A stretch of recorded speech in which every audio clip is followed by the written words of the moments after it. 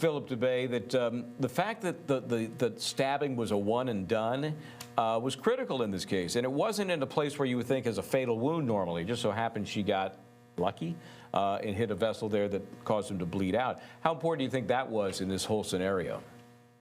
Oh, it's significant. Look, anytime you want to infer an intent to kill from a deadly weapon, you want to be aiming or applying that weapon toward a vital organ. And to nick him in the shoulder where it was, it truly looks like it was defensive in nature, that she was responding to him and doing whatever she could to get out of that neck or chokehold she was in. Wasn't he trying to smother her or, something like that, And I think what probably happened in the end is the jury found that he was not a sympathetic victim. I mean, they were beyond kissing cousins, if you will. You have this sort of semi-incestuous, clan, endogamous, backwoods cult-like marriage between a stepfather and a stepdaughter. It was like something out of the Beverly Hillbillies. It was creepy and weird. She came off sympathetic. You missed Shakespearean. That would have been another reference you could have made there. And so, Dave, Mr. Prosecutor, what do you think? I mean, make more of that one stab wound than maybe they were able to make. What could you have said about that?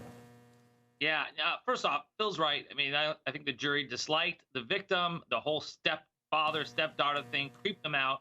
And I do think it was a really hard thing for the prosecutors to overcome, that there was that one wound. They try to make more of the laceration around his eye, but there was that one wound, which is consistent with someone who is acting in self-defense. It reminds me, though, of the movie Single White Female. This is going back like 20 years, but the Bridget Fonda character took her the high heel, the heel, and stabbed it in the guy's eye. And I think that was more of a fortuitous thing. That was like a terrible bit of luck for the victim. And I think that's the same thing here.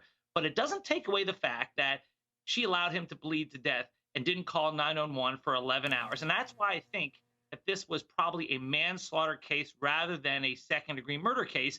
And I'm still surprised by the verdict. Yeah, I think a lot of folks are. Okay, here's an older movie.